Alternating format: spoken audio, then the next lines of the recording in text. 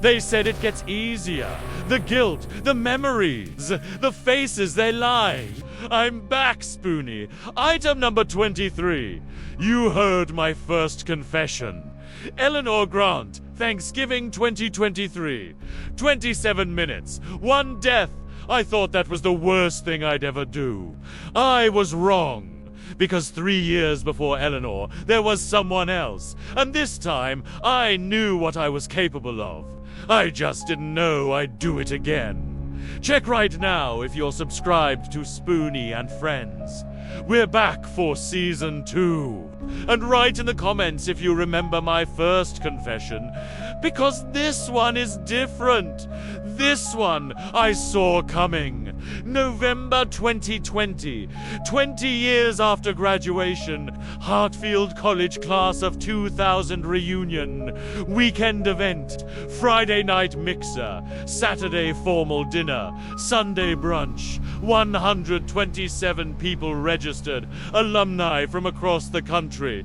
Some hadn't seen each other in 2 decades. Some had stayed close. Some had married each other. Some had divorced each other. Michael Torres was organizing it. Class president back in 2000, still trying to make everyone happy. He'd been planning for a year. Venue, catering, entertainment, photo slideshow. He wanted it perfect. A celebration of where they'd all been, where they were going. He hired a catering company, mid-range, not cheap, but not expensive. His budget was tight. Alumni contributions only went so far. The caterer promised everything. Buffet style, pasta, chicken, salad, desserts. They'd provide everything, including utensils, disposable, easier cleanup, cheaper. Michael agreed. I was in a box of 500 plastic spoons, white, 6 inches, identical. We came from the same factory in Ohio. Same batch that produced me before Eleanor. Batch 4782. But this was 2020. 3 years before that Thanksgiving. 3 years before I killed Eleanor Grant. Back then, I didn't know what I was. I didn't know I was contaminated. I just existed, waiting to be used. The catering company received us on Thursday, stored us in their warehouse. Friday morning, they loaded everything into vans, drove to the reunion venue, Hartfield College Alumni Center. Beautiful building, large banquet hall, kitchen. In back they set up the buffet, chafing dishes, serving stations, and me in a dispenser, next to the pasta salad. Friday evening, 6 p.m. The mixer started. Casual, no assigned seating.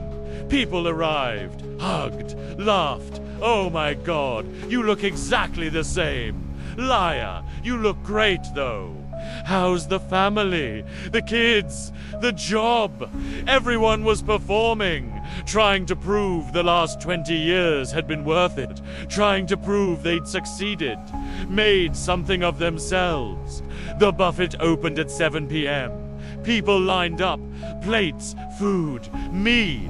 I was pulled from the dispenser 73 times that night. 73 people, 73 servings, pasta salad, potato salad, fruit salad, cold dishes, the ones that had been sitting out since 5 p.m. when the caterers set up. 2 hours at room temperature before anyone ate. The salads contained mayonnaise, eggs, dairy, perfect breeding ground for bacteria, and I was contaminated. Industrial chemicals from my manufacturing. Trace amounts undetectable, but enough. One of the 73 people was David Chen, age 42, software engineer, married, 2 kids. He'd been diabetic since college, type 1, managed it well, insulin pump, careful diet. He was doing great, successful career, happy family. He'd driven 6 hours to be there. His college roommate was his best man. They'd kept in touch. He was excited. He filled his plate. Pasta salad, chicken, bread. He used me to eat the pasta salad. 12 bites, each one contaminated. He didn't notice anything wrong, tasted fine. He ate, he laughed, he hugged old friends, he took photos, he posted on social media. Best night, so good to see everyone. He went back to his hotel at 11 p.m. Felt fine. Saturday morning, 8 a.m. David woke up feeling off, nauseous. Probably too much wine last night. He thought he took his insulin, ate breakfast, tried to hydrate. By noon, he was vomiting. By 2 p.m., he had diarrhea. By 4 p.m., his blood sugar was crashing. Diabetes plus food poisoning equals crisis. His body couldn't regulate. He called his wife. I think I have food poisoning. She said, drink water, check your sugar, monitor it. He did. It kept dropping. 5 p.m., he took glucose tablets. Didn't help. 6 p.m., the formal dinner was starting. He was supposed to be there. His roommate called, "Where are you, man?" David said, "I'm sick. I can't make it." His roommate said, "That sucks. Feel better." They hung up. 6:30 p.m. David's blood sugar hit 40. Dangerous. He felt confused, dizzy. He tried to call his wife, couldn't unlock his phone, couldn't remember the passcode. He stumbled to the bathroom, collapsed, hit his head on the tub, unconscious. 7:15 p.m. The hotel made heard a noise. Knocked. No answer. She used her key. Found him. Called 911. Paramedics arrived. Checked his glucose. 35 critical. They administered glucagon. Started IV. Rushed him to the hospital. 8 p.m. The formal dinner was in full swing. Nobody knew. His roommate thought he was sleeping it off. His wife thought he was resting.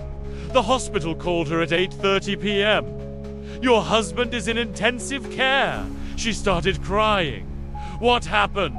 They said diabetic crisis, complicated by severe food poisoning. She said, I'm 6 hours away. They said, come now. Sunday morning, 3 a.m., David's wife arrived. He was intubated, machines breathing for him. His organs were failing. The combination of diabetes and food poisoning had destroyed his kidneys. Septic shock. The doctors said we're doing everything we can. She sat next to him, held his hand. Please don't leave me. Please don't leave the kids. 9 a.m. David Chen died, age 42. Cause of death, septic shock, secondary to food poisoning, compounded by diabetic ketoacidosis.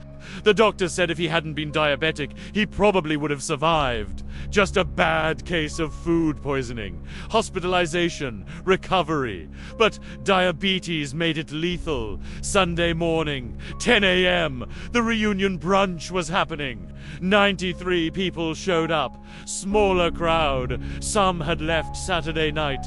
Some were hungover. They were eating bagels, drinking coffee, laughing about Friday night. Remember when Sarah did that karaoke? David's roommate was there. He called David. No answer. Texted, "You alive, man?" No response. He shrugged. Probably still sleeping. 11 a.m. Michael Torres got a call. Private number, he answered. This is Detective Williams. Are you the organizer of the Hartfield reunion? Michael said yes. The detective said we need to talk about David Chen. Michael's stomach dropped. What about him? The detective said he died this morning. Food poisoning. We're investigating the catering company. Michael couldn't breathe. What? The detective said we need a list of everyone who attended, everyone who ate. We're testing everything. By Sunday afternoon, 31 people had called poison control. Same symptoms: vomiting, diarrhea, fever. All had eaten from the buffet Friday night. All had used me or one of my identical siblings. The health department descended. They tested everything. The food, the surfaces, the utensils. Me, same contamination, same batch. Batch 4782. Industrial chemicals. Same as Eleanor Grant 3 years later. I was supposed to have been recalled. I wasn't. I was in circulation, killing people slowly, randomly, by lottery. David's wife sued everyone. The catering company, the manufacturer, the college. She won. $2 million. It didn't bring him back. It didn't help his kids understand why Daddy didn't come home from his college reunion. She used some of the money to start a foundation. Diabetic awareness, food safety education. She turned her grief into purpose, but she told a reporter once, I'd give it all back for one more day with him. The catering company went bankrupt. Owner lost everything. He said in an interview, I trusted the supplier. I didn't know. How could I have known? The reunion was cancelled permanently. No more Hartfield reunions. Too much trauma. Too much guilt. Michael Torres never organized anything again. He blamed himself.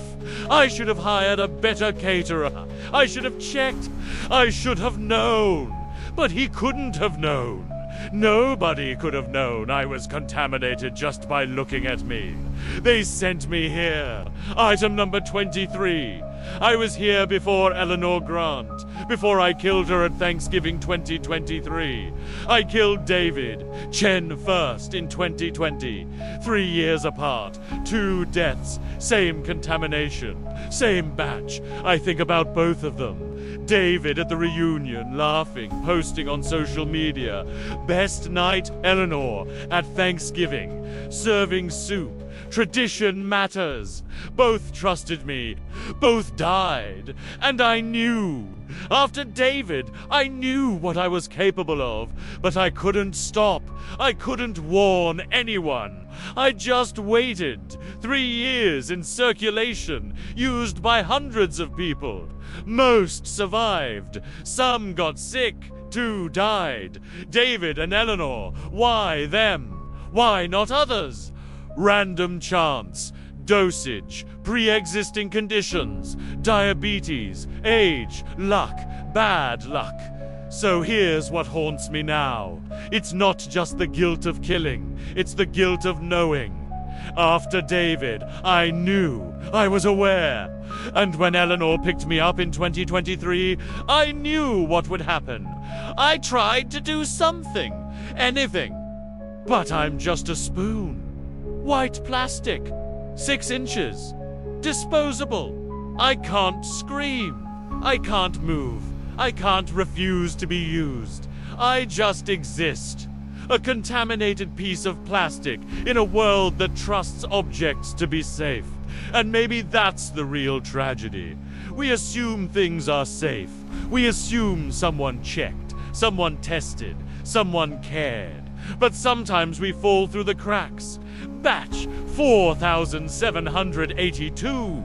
3,000 units contaminated. Recalled too late. Some destroyed. Some in circulation. Some in your kitchen drawer right now. You don't know. You can't know. You just trust. That was my second confession.